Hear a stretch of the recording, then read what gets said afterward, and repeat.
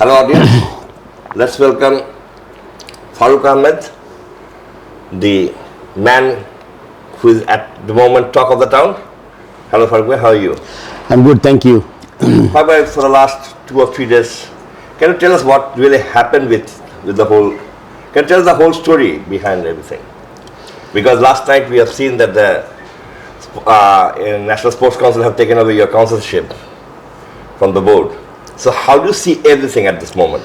I think it really was fast, and I haven't seen anything like, you get a news at 1 o'clock in the morning. So I don't know that, what was like, what's so hurry about it. And also I did not understand much, because I was looking for the reasons that, what went wrong and how. But one thing I noticed that, there was a notion of the directors voting no confidence against you. So directors have put a sign there. So you can understand from there that, I was working in a board. That board, everyone was not with me. I mean, 90% of them, they're from the previous board, and like, so it tells the whole story that, what was going wrong so far. So it was a very difficult situation, because I was put from outside right after the student uprising, and we got like a new country, and had a lot of dreams to improve Bangladesh cricket. And the only agenda I came up with is like to improve every sector of Bangladesh cricket, and also previously the corruptions. I tried to took care of those, because everyone knows that there's the last 16 years or 14 years for the matter. I mean, like, there was a lot of corruptions. So probably those were the reasons that, that triggered the thing that, the guys who were working from the previous board, that it was like, it seems that it was only me that they were targeting, and no one else. And so now where I am. Okay, just I want to ask you another question. That you had a meeting with the sports advisor, and where he mentioned that they don't want to continue with you. Did he give you any specific reason why they don't want to continue before the 8 directors have submitted? No, I did not. The meeting happened before the 8 directors submitted the letter. Yeah, no, they did not. He did not specify anything. Probably, if I categorically remember that, he said that, I was not probably the top authority, was not liking the way I'm working, and it was nothing concrete. I thought that the time we hosted the BPL, we tend to forget the timing. It was right after my presidency, 21st of August, and then we had to take decisions. Players came to me, and it was the first pressure from the players, which I am from. So I thought that this is something that I need to do something, because it's like probably their bread and butter for the players, and also they wanted to reduce their payment, remuneration, whatever you say. So I thought that this is something that I need to work with. So you can understand that a lot of people fled the country, and the economic situation is so bad, and there are not many people. So I had to really go to people and then ask. And also my directors, they were beside me. Anyway, later they denied that they were not a part of this. So it was a scenery for the whole 9 months that they've been doing it. They used to do things with me and then deny lately. So this is something and that backstabbing. Sort of, we can say that, which is not a good word to use. I mean, which is not very comfortable for a president to work, because cricket board is a very big organization, and there are a lot of people are eyeing on that, because it's a rich cricket board. So people really want to be that, but this position is not priced for me, because I thought that lately I wanted to do some good work, but it was trouble came that surpasses the good thing that the intention I had. So it was not very, I mean, like, comfortable situation for me, the way I worked last But 7 there's a years. lot of allegation against you about financial irregularities. You have. What can you say about that? I mean, you have to say something about The that. question, I didn't like the way you asked the question. There is no financial allegations. It's the only one guy, and probably he was with the agenda, and probably he was well fed by someone, a group of people.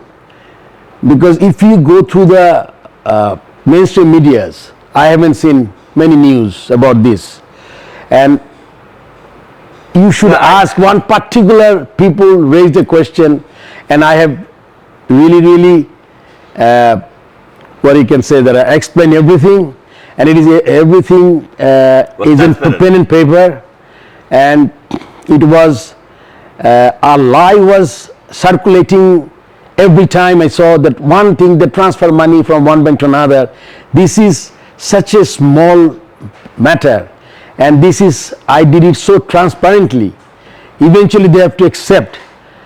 One director was the signatory for 10 years, and one director fled right after right after the uprising. And then my first meeting was at in 21st of August. That particular meeting, the other signatory, who is Fahim Sinha, and the Mahawana was the previous signatory.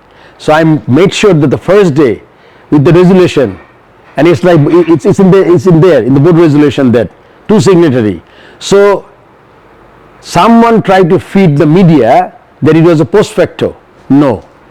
21st of August, the day I became the president, from that particular day, there are two signatories, and I still don't sign for anything, and they sign each and every transaction.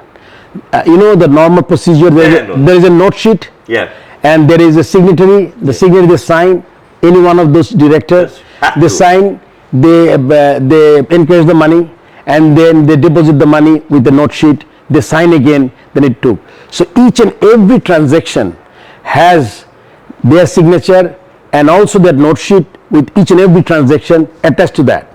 So it's, you cannot say that, I don't know, or something like spreading. It's just like, I would rather say it's yellow journalism, and it was like, definitely it was a targeting, and they really want to defame me, demean me, which is like which is very painful. I mean, with a lie. Yeah. If I do feel at some point, at this point of time, that because you were a cricketer, and you were a cricketer's president. I mean, for you, players, you have often told me on many occasions that for me the player is the biggest priority, apart from anything else. I think because I want games and other things. Do you think that didn't go well with the organizers who were sitting in the table, because they are no players? They've always seen you that you are promoting the cricket, you are backing the cricketers more than the organizers used to back. No, that is not probably one of the reasons, because they were not my directors anyway. No time, because they are from the previous board. So that sums up, number one. Number two is like, yes, they are cricketers. I mean, Akram Khan is a former captain, and Mahawana played a little bit of cricket, and also Fahim Sinha played a little bit of club cricket. No, not Fahim Sinha, Nazmul Abidin. Apart from Akram Khan, no one plays that level. Yeah, that's true. But I mean, it's nothing wrong. Players are one of the topmost stakeholders of this thing. So if they get a little priority, I think it's okay. I've got two more questions in here. But they have also alleged, it's not, that you have taken the decision of Chandrika Hathur Singh's sacking all alone. Do you think that way? No. There is again another lie. It has been lie all along last 8.5 months. It was a decision from everyone, because you remember that he had a misconduct with his fellow cricketer. He tried to slap, and there was an eyewitness, and that guy's Nathan Lee or something. Yeah. He was a trainer. He saw that, and it was in the inquiry report. And when I came, I thought that, I mean, slapping a player, it's not on. I mean, like whoever. Plus, the misconduct also about his, the amount of work he should do in a year. he was doing like way 2-3 months more vacations.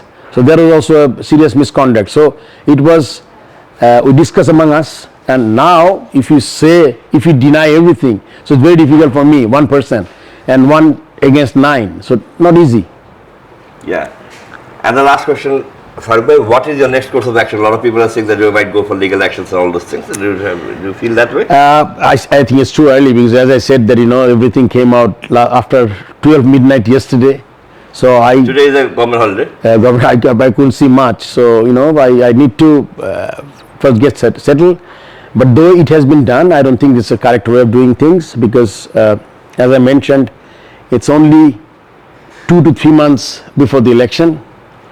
And also, that the first BPL, there was a lot of chaos. They put negatives, but there are so a lot of positives also. Ticketing, it was a record ever. 8 years they have sold 15 crore. 1 year I sold 12.5 crore plus 1 crore from the sponsorship, ticketing sponsorship, which makes 13 and 5 crore. So you can see the amount of money drained last 10 to 12 years. So it's understand, I don't have to catch you, but you can understand with the facts and figures. So it is like if 7 to 8 crore gone in 1 year, 12 years it makes close to 100 crore. So this is something that probably won. And also that the third division qualifying, last 10, 12 years, there is only 2 teams with the ill motive. Only 2 teams were promoted to third division, and the criteria was like there has to be a registration from the social welfare, and there has to be a committee, there is a permanent address, so there is nothing in place. And they have like these 14-15 clubs, when they promoted to third division, it's not only third division, they went up to Premier League from these corrupted clubs. So it's basically the corrupted systems. So basically, and also they are deprived because other 14 clubs has to go down. And I heard, because I didn't see, that it was intentionally done. Umpiring was bad, it was manipulated. So a lot of things. You've been doing journalism for years, so we could see that. So that's what happened.